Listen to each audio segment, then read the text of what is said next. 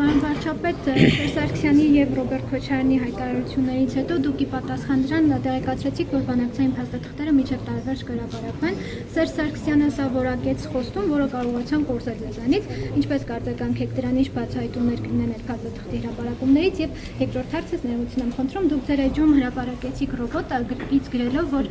մեր զինվորների նոր բարեկամն է։ Համանցածում տարբեր տեղեկություններ կան, որ սա պատվիրված ինչ որ անորակ սարք է, օրինակ Թեմուից։ Այդ քննադատություններին ինչպես է արձագանքում։ 90% ձեռքով վաճառում։ Լավ, ես շնորհավորում եմ Սերժ Սարգսյանին, որ տենց մեծ հաջողություն ունի։ Հույս ունեմ իր կենսագրության մեջ դա կնշի, որ մենք կորզեցինք խոստում։ Ես քանի ամիս խոսում եմ դրա մասին։ Եվ եթե մի քիչ մտածեք եւ մտածեն, կիմանան ինչ փոխվեց եւ ինչի եմ հիմա եւ ինչի եմ ասում միջև տարվա վերջ։ Ինչն է պատճառը, որ ասում եմ միջև տարվա վերջ, բայց հրապարակ պահին գուցե կմեկնաբանեմ։ Նամակ էի ասել Սերժ Սարգսյանից նամակ։ Չէ, ես ուզում եմ ասել եմ, որ փաթեթը հրապարակեն միջև տարվա վերջ, դա պատճառ ունի, ինչի, որտեվ ես նախկինում ասել եմ, որ մենք կհրապարակենք։ Քանի ամիս առաջ եմ հրապարակային քանի ամիս առաջ եմ հրապարակային ասել, որ հանձնարարել եմ, որ պատրաստ են։ Ոչ, ընտրություններին ընդառաջ չի։ Ոչ, լավ, հիմա ասեմ, որովհետև հասկանում եք, ես նախկինում ասել եմ, որ այդ փաթեթի տերը մենակ մենք չենք։ Ենթադրվում է, որ տարվա վերջ միջև դե յուրե ԵԱՀԿ Մինսկի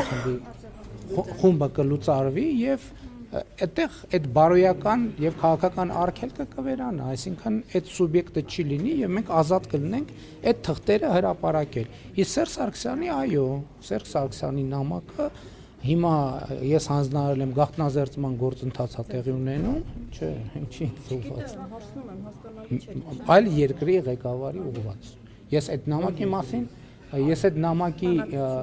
մի րոպե ներողություն եմ ժողովուրդ ջան, ինչ կլինի, ես գնամ դուք հարցազրույցան։ Դե հերթու կարգ պետք է լինի, չէ։ Հիմա չեմ կարող ասել, կհրապարակենք կտեսնենք։ Իսկ ռոբոտը Հա, ռոբոտը դե ինչ ասեմ։ Հիմա գիտեք, ուշադիր նայեք, կտեսնենք, բայց ես ձեզ ուրիշ բան ասեմ։ Ես ձեզ ուրիշ բան ասեմ, հայ իմիջայլոց, ես քանի որ հրապարակային առաջարկել եմ, կարծում եմ անարդար կլինի, եթե նույն առաջարկը ձեզ չանեմ, չնայած երեք պաշտպանության նախարար հետ խոսում էինք, որ պետք է այդ նույն առաջարկը ձեզ անեմ, որովհետև դուք տեսել եք, որ ես առաջարկել եմ, քանի որ շատ քննարկումներ կան, քննադատություններ կան, որ Հայաստանը պաշտպանության ծախսերը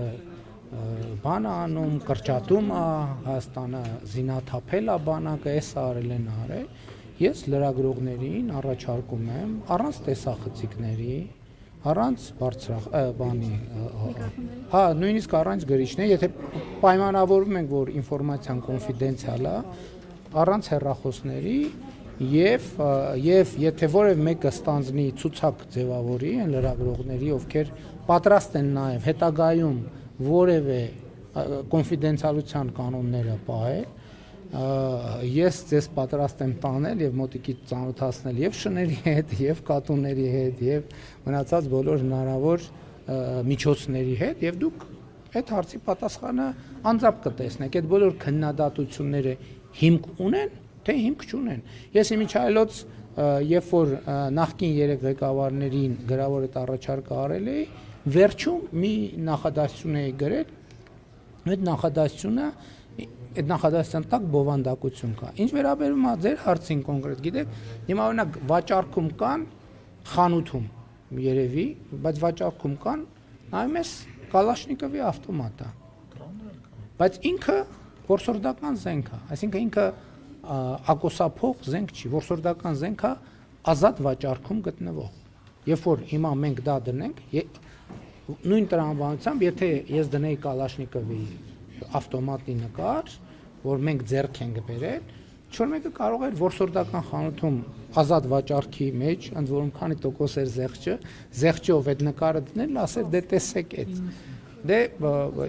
եւ նաեւ այդ է պատճառը, որ ես այս վերջերս հաճախ եմ առակած առաջինը մեջբերում, որտեղ ասում է Մեսրոպ Մաշտոցի զուր չի թարգմանությունը սկսել այդտեղից եւ մենք դա ավելի հաճախ պետքա հիշենք, որի մեջ կա նաեւ այս արտահայտություն, որտեղ ասում է ընկալել խոսքի բարդ դարձվածքները։ Մենք երբեմն շատ հեռու ենք մնում դրանից, համեցեք։